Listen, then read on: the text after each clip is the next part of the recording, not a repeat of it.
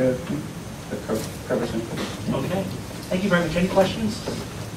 Thank you, sir. Hello, my name is Brandon Boatman. I'm a caregiver from the town of Frankfort. Thanks for having me back up here.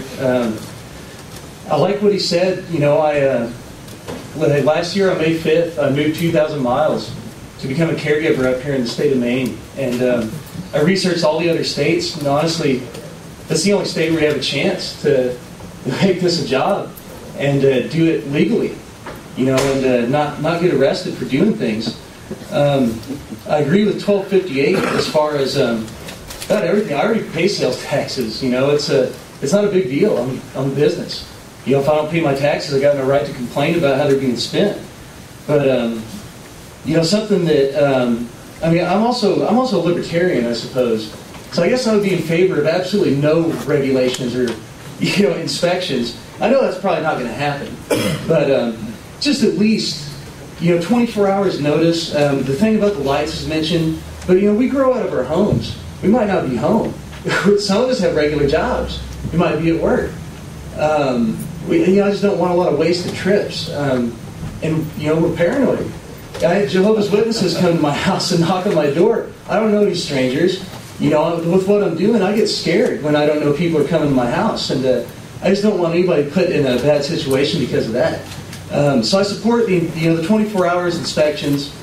You know, 1258 sounds like a pretty reasonable compromise. I can't find a logical reason to argue against it, honestly. But I mean, 726 seems to be like a dream bill for the dispensaries almost. I think it's funny that they argue that they want equality in capitalism or something for you know, an entity that can sell to an unlimited amount of patients. And I'm only allowed to have 5 customers, of which I only have 2 right now. But you know, why give me regulations that somebody who makes way more money than me, you know, and I don't get to sell to more than 5 people, basically. I support LD5, of course. Like I said, more patients, more customers, more tax money, more money for me to spend. I can improve my house. I can buy things, more equipment for growing. I just, you know, and 726 also has some best practice rules that I've read. And, I mean, I just don't want to see this, like a lot of states have done, and overregulate. And it's a miracle that, you know, a natural plant is even able to help people without being altered. It just grows out of the ground, and we can take it, and people can grow it for free for themselves. There's no reason to get overregulated. It's pretty simple, really. You know, I'll be left, you know, like, you know, come to my house. Make sure I'm not growing more than you know, my 12 plants for my patients and 6 for myself. But give me notice. You know, it's just a courteous thing, because we are at our houses. We don't have a 9-to-5 business where you know, we're here, we're expecting visitors. But really, and another thing with, you know, it disappoints me that I see in 726 addressing want to be able to sell more cannabis to the dispensaries. But what I don't see anywhere people talking about any of these bills is what about caregiver to caregiver sales? If I run out of medicine due to a crop failure, any number of reasons, I'm not legally allowed to purchase medicine from another caregiver to provide my patients. And if I can't do that, then I have the potential of losing my patients and losing my legal ability to grow those 6 plants apiece for them. And I think that you're talking about wholesale prices to a dispensary versus retail prices. If I was to sell it to customers, the patients themselves coming directly to me. I mean, I make a lot more money selling on the retail level than I do wholesale. And so I just don't think that 726 has anything to do with safety. I just think it has to do with trying to stop us from, I guess, making something of ourselves. That's all I'm here to do. You know, I appreciate the you know, the opportunity to grow marijuana legally. But thank you guys. Thank you very much for your testimony. Any questions? You know, when you put the sign-up sheets down here on the, okay. and maybe the next person can. All right. you want can I was sign hoping up. we get to that at some point today where we weren't trying to sign everything while we're nervously standing up here. I'm a lot less nervous now, though. This is my third time Well, before you you. know, by the end of the day, after I'm going to be up here telling jokes later. times, So. So I'll introduce myself again. I'm Daryl Goodrow, board member of MMCM, and I actually am in favor of two bills here. Also wanted to speak against one of them, so I don't know how you deal with our timing on that. I'm going to let you use your 4 minutes, however. Okay, perfectly. And so we are on, I'll start out with 766, which I'm definitely opposed to, and that's the obtaining electrical permit. If a person wants to start out as a caregiver and only have one patient in a residential location, and they only want to grow that one patient, one plant, I'm not really understanding why it is they would have to have an electrical inspector come in. So I might have some amount of agreement if there was a number of patients you were willing to be a caregiver for, and then applying some type of permit on the electrical side, but everything else doesn't need a permit, and I'm not sure why we would ask for that. In terms of LD5, I'm very much in favor of removing the limit on the number of patients that we can have. I live in Lincoln County, Booth Bay Harbor in Lincoln County. It's the oldest county per capita in the state, but also in the country. I have doctors that are recommending patients get in touch with me because they understand that, first of all, not everybody's willing to admit that they're a caregiver or that they want to be a caregiver or that they have an understanding about the entire process. Most of the patients that come to me, I can't take care of. I can only be an uncompensated consultant for them. Brian specifically works for children, and so they aren't going to be consuming all of the marijuana unless they're taking some full extracted oil. And so we are limited by these 5 patients for who we can actually help, other than the time that we go out spending speaking to them, giving them all the information that they need so that I can hand them over to another qualified caregiver. I've done this for at least 20 patients in the last year. I've had doctors call me while the patient was sitting live in front of them and said, "This person needs your help today, tonight. Could you please come speak with them and give them all the information?" I can't accept them as a patient. I can't give them any medicine. All I can do is go and give them the information I have and then try to pass them along to somebody else who doesn't have a waiting list, and the waiting list is the problem. So I'm very much in favor of having I would rather have no limits on plants, but I understand we're not going to ever get there. I would prefer to be limited by the number of plants than the number of patients. And that would allow me to be able to help many more people who might only want a solve and a tincture. If all you're going to look for is a solve and a tincture in a month's time, you're never going to consume anywhere near those 6 plants worth of cannabis.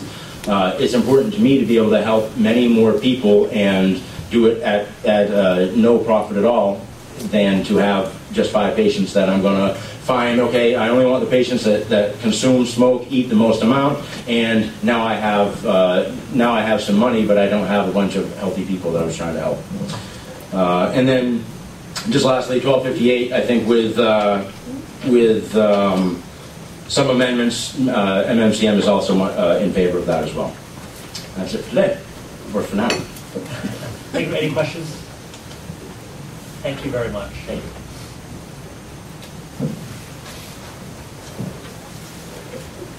Hi, Representative Gatine and members of the committee. Thank you for this opportunity to speak. We live in a country where I don't take that for granted. Thank you. And I want to speak from a patient perspective. My husband works for corporate America. And I need you to introduce yourself. Oh, I'm sorry. Well, I will. I'll get to that. I am Melody Guest Pickett, and I'm a 62-year-old mother of 3 and a grandmother living in North Yarmouth. My husband has reached stage 4 with his prostate cancer. He is currently a patient of Dr. Roger Inhorn, head of oncology at Mercy Hospital in Portland, as well as Dr. Sulak and Dr. Eng at Integrate 8 in Falmouth. Those 3 doctors are overseeing my husband's care with a new treatment program showing much promise in labs across the globe. Although there are some things we don't know yet about ideal dosages and balancing the different strains of this medicine, under the guidance of our 3 doctors, we hope to pave the way with new knowledge for other patients. Western medicine has no cure for metastasized prostate cancer, and yet we have much hope. I say that to you sincerely. We have much hope for a cure. The medical treatment I'm speaking about, of course, is cannabis oil, and the cannabis preparations have been used as therapeutic agents against various diseases for thousands of years. We know, for example, from archaeological evidence that the Kush strains of cannabis originating in the Middle East were used in healing oils. Our research has led us to many modern-day patients who have cured their cancer with cannabis oil. Perhaps most notably for us is a man named Dennis Hill, an MD Anderson biochemist who cured his own late-stage prostate cancer. As a biochemist, Dennis Hill explains exactly how the cannabis receptors in your body are in place and perfectly suited to receive a medicine that nature clearly intended.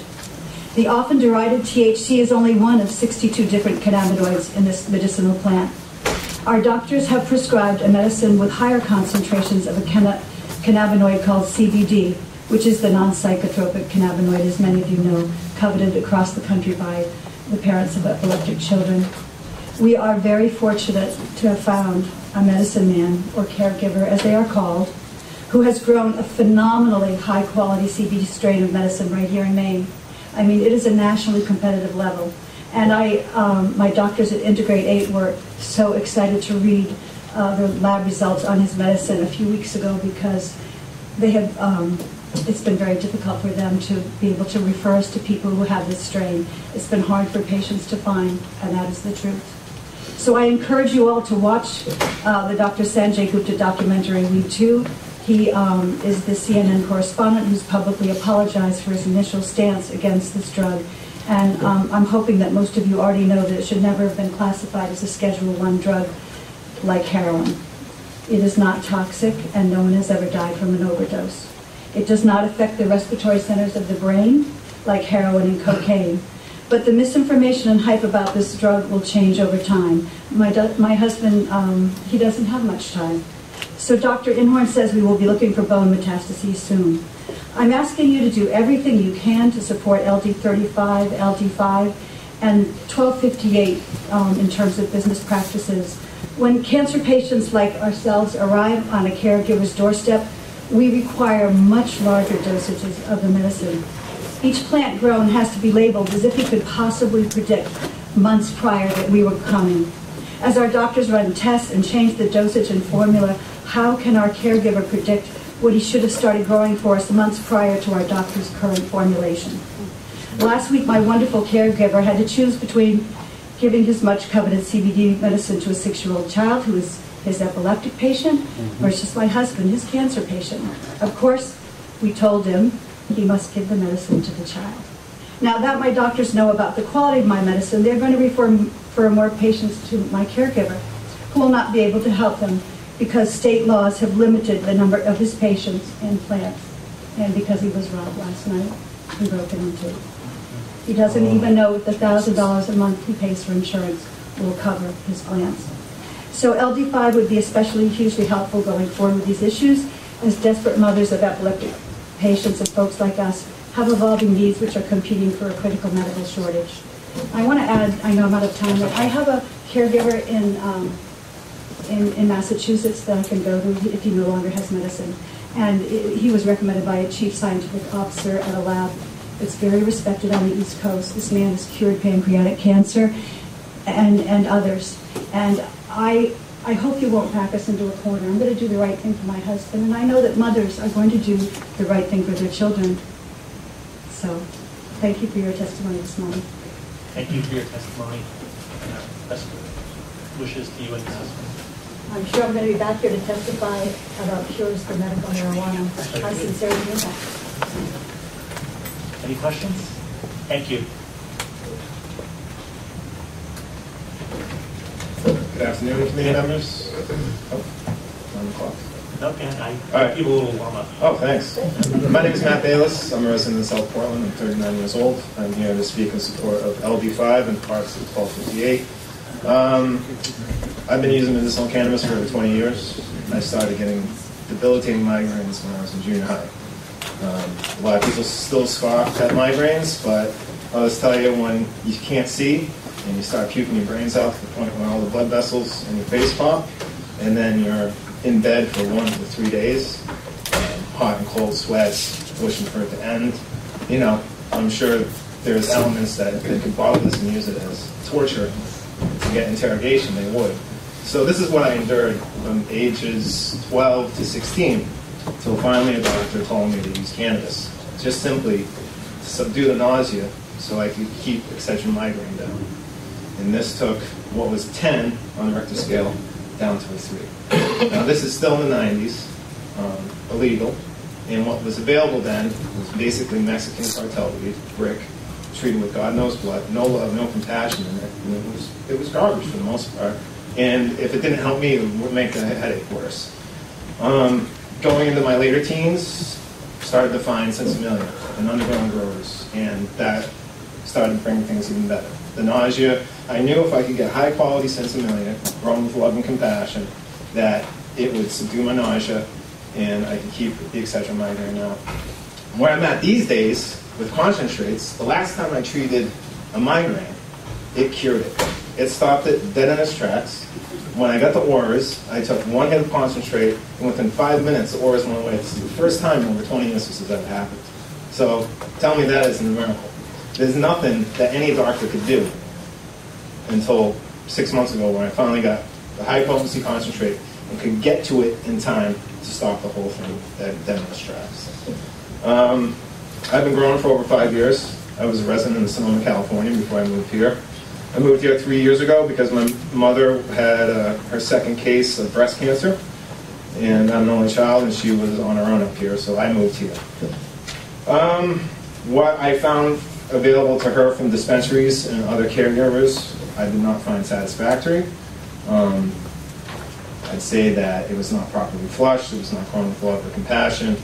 I don't know what was going on with genetics, but it was not to my level. I have now been growing for myself and my mother for several years. As an outside observer, first moving into the state, I honestly felt that you guys handcuffed the caregiver. It's just completely unfair.